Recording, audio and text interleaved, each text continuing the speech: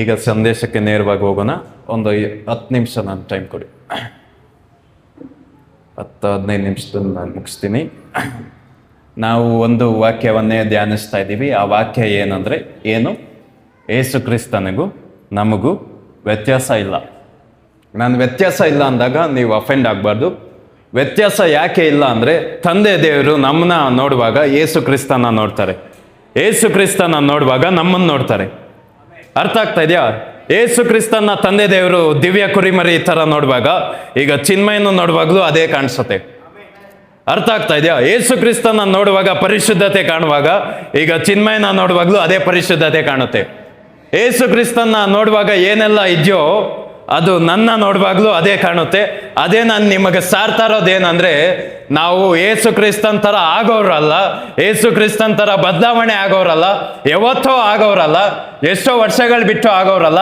ಆ ಜ್ಞಾನ ನಮ್ಗೆ ತಿಳ್ಕೊಂಡು ಆ ಸತ್ಯದಲ್ಲಿ ನಾವು ನಡೆಯೋರು ಅಷ್ಟೇ. ಅರ್ಥ ಆಗ್ತಾ ಇದೆಯಾ? ಪಕ್ಕದಲ್ಲಿ ಹೇಳಿ, ಯೇಸು ಕ್ರಿಸ್ತನ್ಗೂ ನಮಗೂ ವ್ಯತ್ಯಾಸ ಇಲ್ಲ.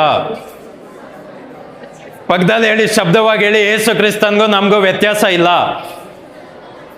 ಯಾಕೆ ಅಂದರೆ, ಕೂಗಿ ಹೇಳೋಣ, ಒಂದು ವಾಕ್ಯವನ್ನು ಕೂಗಿ ಹೇಳೋಣ. ಪರಲೋಕದಲ್ಲಿ ಯೇಸು ಕ್ರಿಸ್ತನು ಎಂಥವನೋ, ಭೂಮಿ ಮೇಲೆ ನಾವು ಅಂತವರೇ.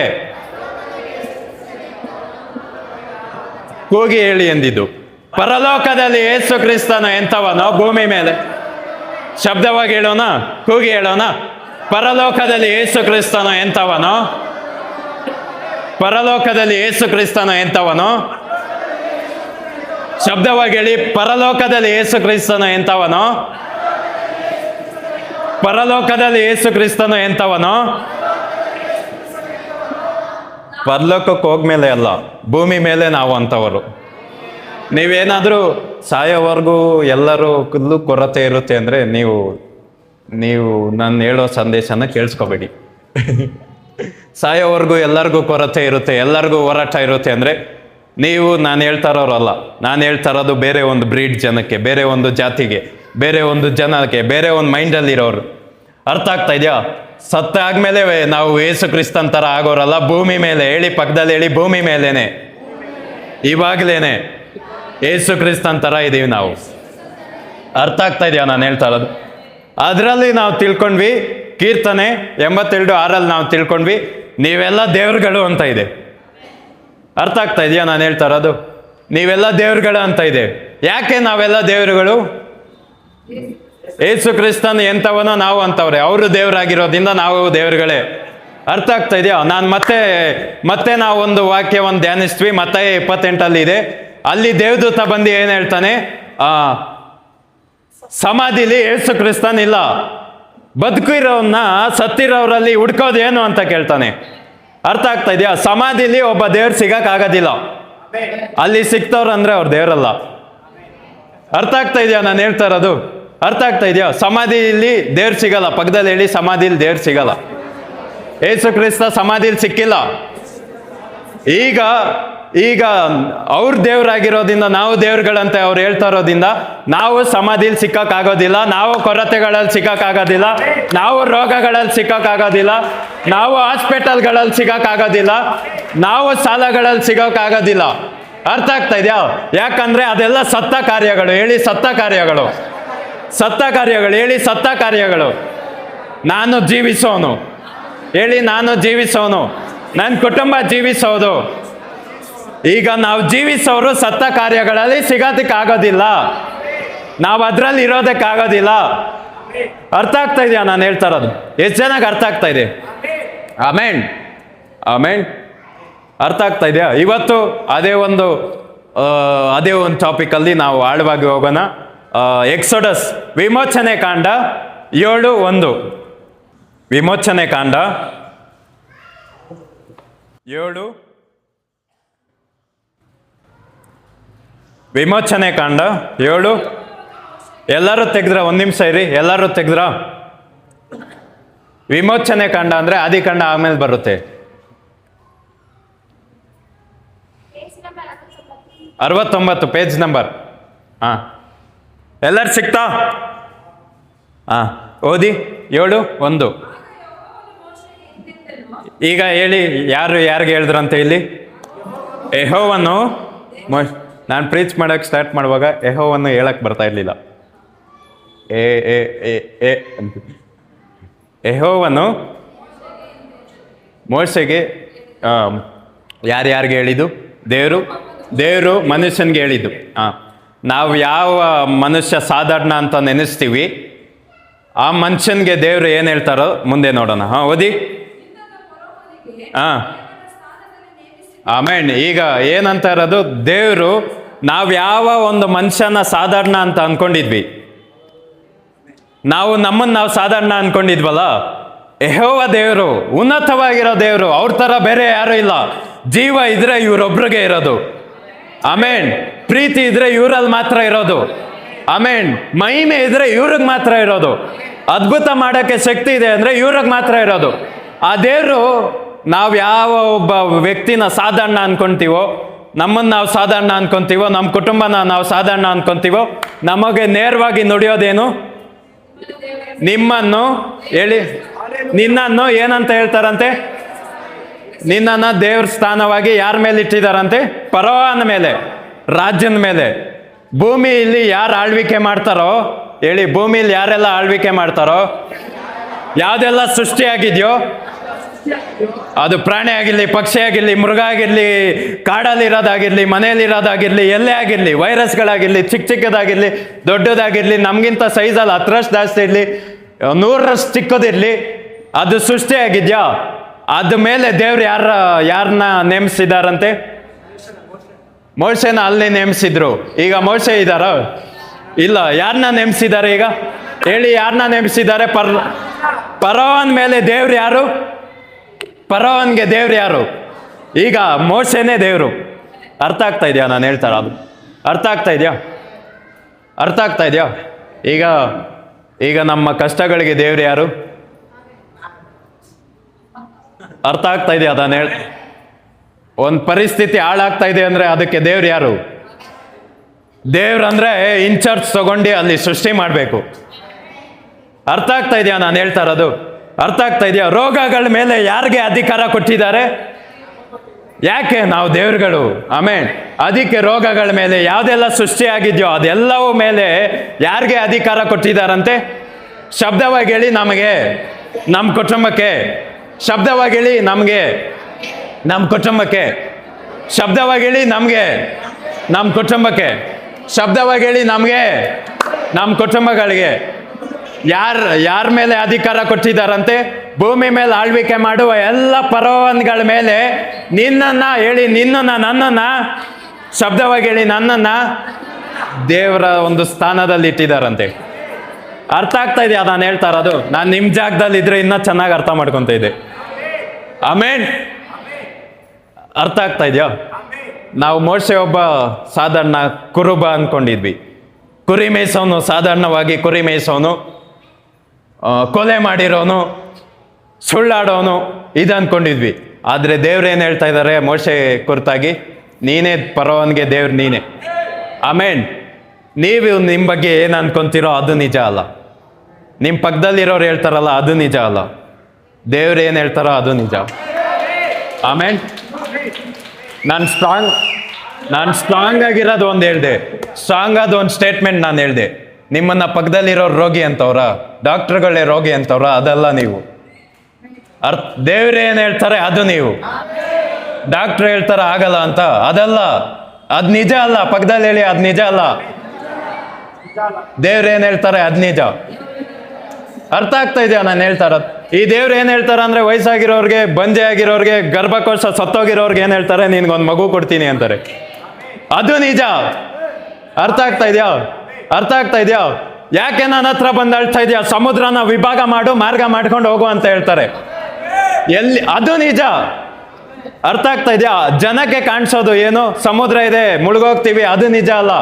ಸಮುದ್ರ ಮಧ್ಯನೂ ಮಾರ್ಗ ಮಾಡ್ತೀನಿ, ಅದು ನಿಜ. ಅರ್ಥ ಆಗ್ತಾ ಇದೆಯಾ ನಾನು ಹೇಳ್ತಾ ಇರೋದು? ಅರ್ಥ ಆಗ್ತಾ ಇದೆಯಾ? ಅರ್ಥ ಆಗ್ತಾ ಇದೆಯಾ? ಅರ್ಥ ಆಗ್ತಾ ಇದೆಯಾ? ಈಗ ಮೋಶೆಗೆ ಏನು ಕೆಲಸ ಕೊಡ್ತಾರೆ ಮುಂದೆ ನಾವು ನೋಡಿದ್ರೆ, ಫರೋಹನ್ಗೆ ಹೋಗಿ ನುಡಿ ಅಂತ ಹೇಳ್ತಾರೆ. ಆಮೇನ್. ಫರೋಹನ್ಗೆ ಹೋಗಿ ಏನು ಮಾಡು? ನೋಡಿ. ಈಗ ಎಷ್ಟು ಜನ ನಿಮ್ಮ ರೋಗಗಳಿಗೆ ನೀವು ನುಡಿತಿದ್ದೀರೋ? ನುಡಿತಾ ಇಲ್ಲ ಅಂದರೆ ನೀವು ಯಾಕೆ ಆ ರೋಗದಲ್ಲಿ ಇದ್ದೀರಾ ಅಂದರೆ ನೀವು ಅದಕ್ಕೆ ಮಾತಾಡಿಲ್ಲ ಇನ್ನ. ಯಾಕೆ ಈ ಒಂದು ಪರಿಸ್ಥಿತಿಲಿ ನಾವು ಇದ್ದೀವಿ ಅಂದರೆ ನಿಮಗೆ ಗೊತ್ತಿಲ್ಲ, ನೀವು ಆ ಪರಿಸ್ಥಿತಿ ಮೇಲೆ ದೇವರು ನೀವು ಮಾತಾಡಿದ್ರೆ ಅದು ನಡೆಯುತ್ತೆ, ಅದು ಉಲ್ಟಾ ಆಗುತ್ತೆ ಅಂತ ನಿಮಗೆ ಗೊತ್ತಿಲ್ಲ. ಅರ್ಥ ಆಗ್ತಾ ಇದೆಯಾ ನಾನು ಹೇಳ್ತಾ ಇರೋದು? ಎಷ್ಟು ಚೆನ್ನಾಗಿ ಅರ್ಥ ಆಗ್ತಾ ಇದೆ. ನಾನು ಮಾತಾಡಿದ್ರೆ ನಡೆಯುತ್ತಾ, ನಾನು ನಿನ್ನೆ ಅದು ಮಾಡಿದೆ ಇದು ಮಾಡಿದೆ ಅಂತ ನಿಮ್ಮ ತಲೆಯಲ್ಲಿ ಯೋಚನೆ ಇದ್ರೆ 2 ಕೊರಿಂಥ 5:17 ನಾನು ಹೇಳ್ತಾ ಇರೋದು ಕೇಳಿಸ್ತಾ ಇದೆಯಾ? ಅರ್ಥ ಆಗ್ತಾ ಇದೆಯಾ? ಅರ್ಥ ಆಗ್ತಾ ಇದೆಯಾ? ನನ್ನ ಕನ್ನಡ ಅರ್ಥ ಆಗ್ತಾ ಇದೆಯಾ? ಎಷ್ಟು ಚೆನ್ನಾಗಿ ಅರ್ಥ ಆಗ್ತಾ ಇದೆ. 2 ಕೊರಿಂಥ 5:17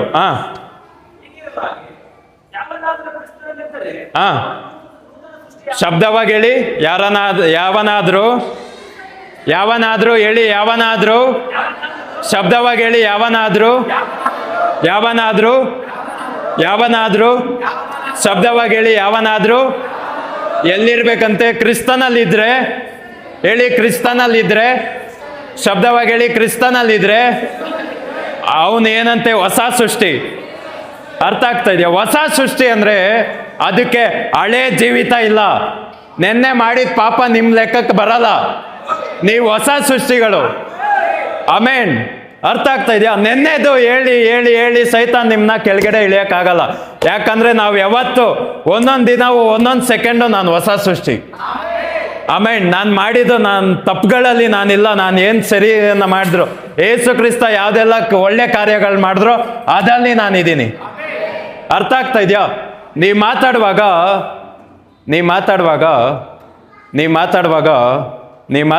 ನಿಮ್ಗೆ ಗೊತ್ತಿರಬೇಕು ನೀವು ಒಬ್ಬ ಹೊಸ ಸೃಷ್ಟಿಯಾಗಿದ್ದೀರಾ ಅಂತ. ಅರ್ಥ ಆಗ್ತಾ ಇದೆಯಾ? ಹೊಸ ಸೃಷ್ಟಿಯಾಗಿರೋರೆಲ್ಲ ಕೈಗಳೆತ್ತಿ. ಹಳೇದಾಗಿ ಹೆಂಗಿದ್ವಿ ಅಂದರೆ ನಾವು ದೇವರಿಂದ ದೂರ ಆಗಿರೋರು, ಪಾಪಿಗಳು, ಅದು ಇದು ಏನೆಲ್ಲ ಈಗ ಅನ್ಕೊಂತಿರೋ ಅದೆಲ್ಲ ಹಳೇದು. ಅರ್ಥ ಆಗ್ತಾ ಇದೆಯಾ ನಾನು ಹೇಳ್ತಾ ಇರೋದು? ಈಗ ದೇವ್ರು ನಿಮ್ಮ ಕುರಿತಾಗಿ ಏನು ಹೇಳೋದು ಅಂದರೆ ನೀವೆಲ್ಲ ಹೊಸ ಸೃಷ್ಟಿಗಳು. ನಿಮಗೆ ಹಳೆ ಹಿನ್ನೆಲೆಗಳಿಲ್ಲ, ಹಳೆ ಪಾಪಗಳಿಲ್ಲ, ತಲೆಮಾರು ಶಾಪಗಳಿಲ್ಲ, ಅದಿಲ್ಲ ಇದಿಲ್ಲ, ಏನೂ ಇಲ್ಲ. ಅರ್ಥ ಆಗ್ತಾ ಇದೆಯಾ ನಾನು ಹೇಳ್ತಾ ಇರೋದು? ನೀವೆಲ್ಲ ಹೊಸ ಸೃಷ್ಟಿಗಳಾಗಿರೋದ್ರಿಂದ ಬರೀ ಮೋಕ್ಷ ಆಗಿರೋನ್ನ ಪರವನ ಮೇಲೆ ದೇವ್ರು ಮಾಡಿದ್ರಲ್ವಾ, ಅದೇ ರೀತಿಲಿ ಬರೀ ಮನುಷ್ಯರಾಗಿರೋ ಅವರು ನಮ್ಮನ್ನ ಮತ್ತೆ ಸೃಷ್ಟಿ ಮಾಡಿ, ಹೊಸದಾಗಿ ಸೃಷ್ಟಿ ಮಾಡಿ ನಮ್ಮನ್ನ ಏನು ಮಾಡ್ತಾರೆ ಅಂದರೆ ಪರಿಸ್ಥಿತಿಗಳ ಕೆಳಗೆ ನಾವಲ್ಲ, ರೋಗಗಳ ಕೆಳಗೆ ನಾವಲ್ಲ, ದರಿದ್ರಕ್ಕೆ ಕೆಳಗೆ ನಾವಲ್ಲ, ಯಾವುದೇ ಒಂದು ಕಷ್ಟಗಳಿಗೆ ಕೆಳಗೆ ನಾವಲ್ಲ, ಹೊಸ ಸೃಷ್ಟಿಯಾಗಿರೋದ್ರಿಂದ ಅದರ ಎಲ್ಲ ಮೇಲೆ ನಮ್ಮನ್ನ ಇಡ್ತಾರೆ. ಅರ್ಥ ಆಗ್ತಾ ಇದೆಯಾ ನಾನು ಹೇಳ್ತಾ ಇರೋದು?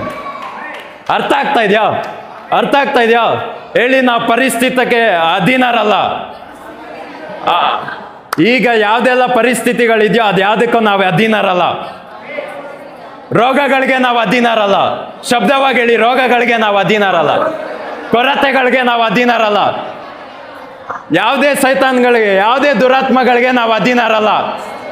ಶಬ್ದವಾಗಿ ಹೇಳಿ. ಯಾವುದೇ ದುರಾತ್ಮಗಳಿಗೆ ನಾವು ಅಧೀನರಲ್ಲ. ಶಬ್ದವಾಗಿ ಹೇಳಿ. ಯಾವುದೇ ದುರಾತ್ಮಗಳಿಗೆ ನಾವು ಅಧೀನರಲ್ಲ. ನಾವು ಅಧೀನರಾಗಿರೋದು ಯೇಸು ಕ್ರಿಸ್ತನ್ಗೆ, ಪವಿತ್ರಾತ್ಮನ್ಗೆ ಅಷ್ಟೇ. ಆಮೇನ್. ಅರ್ಥ ಆಗ್ತಾ ಇದೆಯಾ ನಾನು ಹೇಳ್ತಾ? ಅರ್ಥ ಆಗ್ತಾ ಇದೆಯಾ? ಇವತ್ತು ನೀವು ಯಾರಂತ ನೀವು ತಿಳ್ಕೊಳ್ಬೇಕು. ಯಾಕೆ ಇದು ಹಿಂಗೆ ಇದೆ ಅಂದರೆ ನೀವು ನುಡಿಬೇಕು. ಅರ್ಥ ಆಗ್ತಾ ಇದೆಯಾ? ಆದಿಕಾಂಡದಲ್ಲಿ ನಾವು 1ನೇ ಅಧ್ಯಾಯದಲ್ಲಿ ನಾವು ನೋಡ್ತೀವಿ. ಅಲ್ಲಿ ಯಾರಿದ್ರು? ಫಸ್ಟು ನಾವು ಯಾರು ಇರಲಿಲ್ಲ ಅಂದರು. ಯಾರಿದ್ರು? ಪವಿತ್ರಾತ್ಮ. ಯಾರು? ದೇವರಿದ್ರು. ದೇವರಿದ್ದಾಗ ಅಲ್ಲೊಂದು ಕೊರತೆ ಇತ್ತು. ಅಲ್ಲಿ ಫಾರ್ಮ್ಲೆಸ್ ಆಗಿತ್ತು, ಬೆಳಕಿರಲಿಲ್ಲ, ಅದಕ್ಕೆ ಒಂದು ಆಕಾರ ಇರಲಿಲ್ಲ. ಅರ್ಥ ಆಗ್ತಾ ಇದೆಯಾ ನಾನು ಹೇಳ್ತಾ ಇರೋದು? ಇವತ್ತು ನೀವು ದೇವರುಗಳಾಗಿ ಇದೇ ಥರ ನಿಮ್ಮ ಜೀವಿತ ಇರ್ಬೋದು. ಕ್ರಮ ಇಲ್ಲ, ಬರಿದಾಗಿದೆ, ಕತ್ತಲಾಗಿದೆ. ಅರ್ಥ ಆಗ್ತಾ ಇದೆಯಾ? ಒಬ್ಬ ದೇವ್ರಿಗೆ ನಿಜವಾದ ಶಕ್ತಿ ಯಾವಾಗ ಗೊತ್ತಾ ಅರ್ಥ ಆಗೋದು? ಕಷ್ಟಗಳಲ್ಲಿ.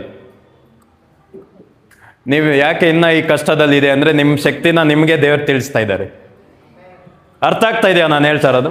ಅರ್ಥ ಆಗ್ತಾ ಇದೆಯಾ? ಅಲ್ಲಿ ದೇವ್ರು ಏನು ಮಾಡ್ತಾರೆ? ದೇವರು ಅಳ್ತಾರ? ಯಾರಾದರೂ ಪಕ್ಕದವ್ರ ಹತ್ರ ಹೇಳ್ಕೊಂಡು ಅಳ್ತಾರ?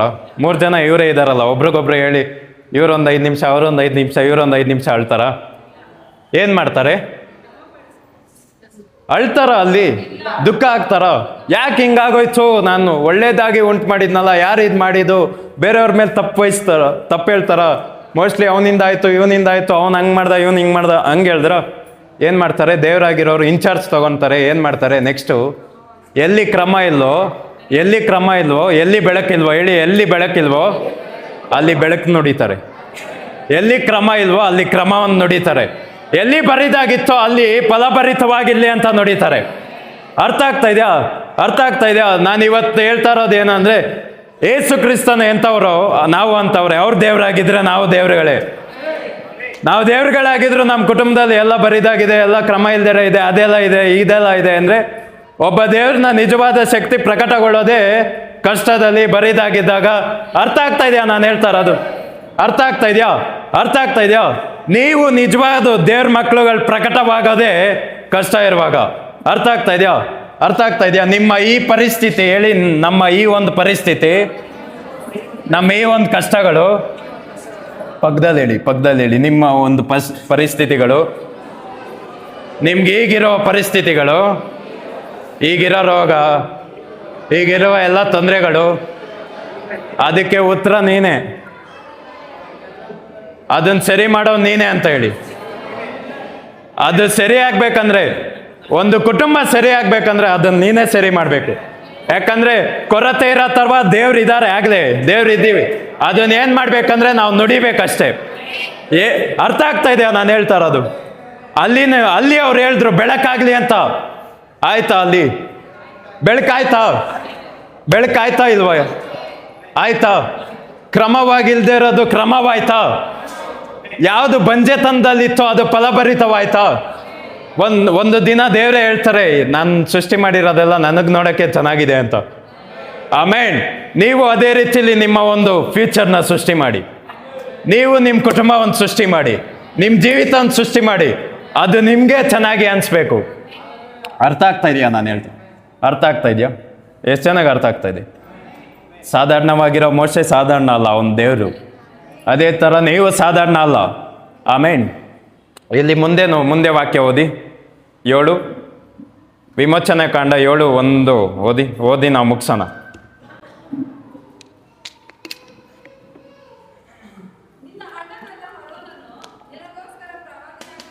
ಆಮೇನ್. ಸಾಕು. ಇಲ್ಲಿ ಮೋಶೆ ಏನಂತೆ? ಮೋಶೆ ದೇವರು, ಆರನ್ ಏನಂತೆ? ಈಗ ಪ್ರವಾದಿ ಅಂದರೆ ದೇವ್ರು ಏನು ಮಾತಾಡ್ತಾರೋ ಅದೇ ಮಾತಾಡಬೇಕು.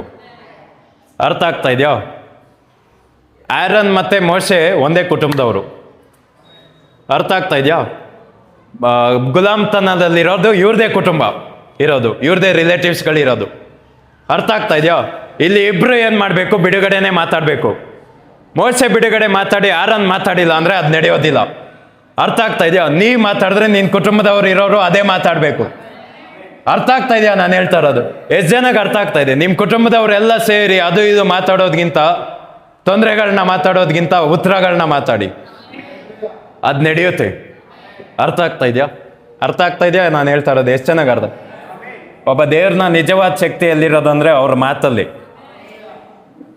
ಅದೇ ಥರ ದೇವ್ರ ಮಕ್ಕಳನ್ನ ನಿಜವಾದ ಶಕ್ತಿಯಲ್ಲಿರೋದಂದ್ರೆ ಅವ್ರ ಮಾತಲ್ಲೇ ಇರುತ್ತೆ. ಅರ್ಥ ಆಗ್ತಾ ಇದೆಯಾ ನಾನು ಹೇಳ್ತಾ ಇರೋದು? ಕಷ್ಟ ಇರೋದು ಅದು ಏನಲ್ಲ, ಹಂಗಿದೆ ಹಿಂಗಿದೆ ಅದು ಏನಲ್ಲ. ನೀವು ದೇವರಾಗಿದ್ದು ಸುಮ್ಮನೆ ಇರ್ತಾ ಇದ್ರೆ ಅದು ಮುಂದೆ ಏನೂ ಆಗೋದಿಲ್ಲ. ಅದು ನೀವು ದೇವರಾಗಿ ಇನ್ಚಾರ್ಜ್ ತಗೊಂಡು ಅದು ಅಲ್ಲಿ ಕ್ರಮಾನ್ ಮಾತಾಡಬೇಕು, ಅಲ್ಲಿ ಬಿಡುಗಡೆಯನ್ನು ಮಾತಾಡಬೇಕು, ಅವಾಗ ಬದಲಾವಣೆ ಆಗುತ್ತೆ. ಅರ್ಥ ಆಗ್ತಾ ಇದೆಯಾ ನಾನು ಹೇಳ್ತಾರೆ? ಎಷ್ಟು ಜನಕ್ಕೆ ಅರ್ಥ ಆಗ್ತಾ ಇದೆ? ಅರ್ಥ ಆಯ್ತಾ ನಾನು ಹೇಳಿದ್ದು? ಪ್ರಾರ್ಥನೆ ಮಾಡೋಣ.